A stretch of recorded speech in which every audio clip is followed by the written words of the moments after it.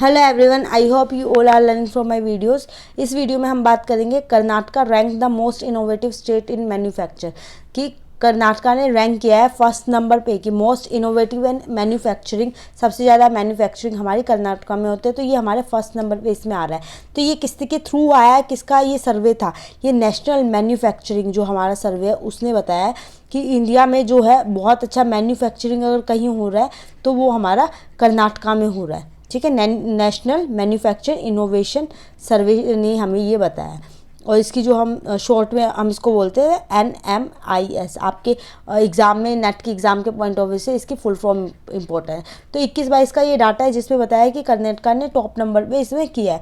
तो उसके बाद इनोवेशन में कर्नाटका तो है मोस्ट इनोवेटिव स्टेट में हमारी काउंट होती है कि बहुत अच्छा काम कर रही है। पर उसके साथ साथ और कौन सी हमारी स्टेट आ जाती है, हमें उसके बारे में पता होना चाहिए। तो इसके बाद हमारी आ जाती है दादर नागर हो गया। दादर नागर में बहुत अच्छा इनोवेशन है। तमिलनाडु हमारा हो गया। ठीक है, तेलंगाना, दमन एंड दीव। ठीक है, दमन एंड दीव, ये हमारी सारी जगह है जहाँ पे इनोवेशन बहुत अच्छा देखने को मिलता है। और इसमें ये भी बताया कि लेस इनोवेशन हमें देखने को मिलता है बिहार, उड़ीसा, झारखंड। ठीक है, यहाँ पे बहुत ज़्यादा लेस है। ठीक है, यहाँ पे बहुत ज़्यादा लेस इनोवेशन देखने को मिलता है और हमारा कर्नाटका टॉप पे है। तो इसमें कंटेक्स्ट क्या कह रहा है? रिसेंटली जो हमारा सेक्रेटरी है साइंस एंड टेक्नोलॉजी का, ministry of science and technology, उसने जो बोला है ना, उसने यही बोला है कि जो हमारा कर्नाटका है इतने अच्छे लेवल पे वो कर रहा है। ठीक है, उसकी जो पॉलिसी मेकर है उसकी कैसे वर्क कर रही है वो सारी बातें इसमें पूरे जो आर्टिकल है इसमें सारी चीज़ें बताई गई हैं। ठीक है, अब हम उसको डिटेल में डिस्कस करेंगे।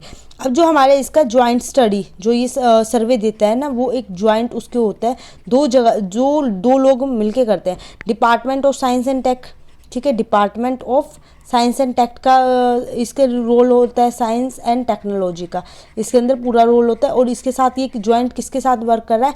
जो हमारी United Nation of industrial development organisation है, इंडस्ट्रियल डेवलपमेंट ऑर्गेनाइजेशन, जो हमारी इंटरनेशनल लेवल पे है, इसके साथ मिलके इससे ये सर्वे देता है। ठीक है, ये दोनों एक ज्वाइंट और इसके साथ वर्क करते हैं। तो इनका एम क्या होता है?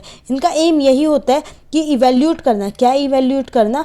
कि जो हमारा इनोवेशन हो रहा है वो कहाँ पे कितना अच्छा हो रहा है, किस लेवल पे हो रहा है, इवैल्यूएट करना है इनोवेशंस को। और कौन सी स्टेट पे, कौन सी कंट्री में इनोवेशन बेस्ट हो रहा है, रिसर्च वर्क में कितना आगे है, ये सारी चीज़ों को इवैल्यूएट करके ये हमारा देता है, वो भी मैन्युफैक्चरिंग में। ठीक है, मैन्युफैक्चरिंग उसके साथ इनोवेशन तो है, मैन्युफैक्चरिंग कितना अच्छा है, कितना हाई लेवल पे, उसकी बात ये करता है। तो इसके अंदर दो कंपोनेंट देखे जाते हैं। वो दो कंपोनेंट कौन से हैं? हमारे दो कंपोनेंट है, एक तो फर्म लेवल सर्वे। ठीक है, फर्म लेवल सर्वे, और दूसरा हमारा बात करता है sectoral system of innovation. Sectoral system of innovation. अब जो हमारा फर्म लेवल सर्वे है वो हमें क्या बता रहा है?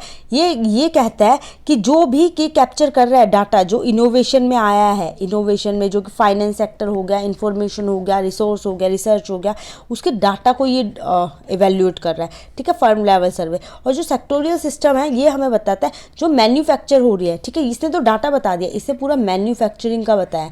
ठीक है, कितने लेवल पे मैन्युफैक्चर हो रहा है, उसके इनोवेशन में जो इनोवेशन क्या है और उसने क्या इतना अचीव कर लिया है। ठीक है, अचीवमेंट उसकी क्या है, मैन्युफैक्चर के बाद जो लोगों तक गया है, अचीवमेंट क्या क्या देखने को मिल रहा है, उसके इनोवेशन में ये बात करता है। तो हमारा फर्स्ट जो नेशनल इनोवेशन सर्वे है, अभी तो हर बार आ रहा है, तो हमारा जो फर्स्ट नेशनल आया था ना, वो कब आया था? 2011 में आया था फर्स्ट नेशनल इनोवेशन सर्वे। ठीक है, ये आपको पता होना चाहिए। सबसे पहले कितना मैन्युफैक्चरिंग कहाँ सबसे ज़्यादा है, वो 2011 में आया था इंडिया के अंदर। ठीक है, और आज अभी जो आया हमारा 2021 से लेके 22 का, जिसमें हमारा कर्नाटका टॉप पे है।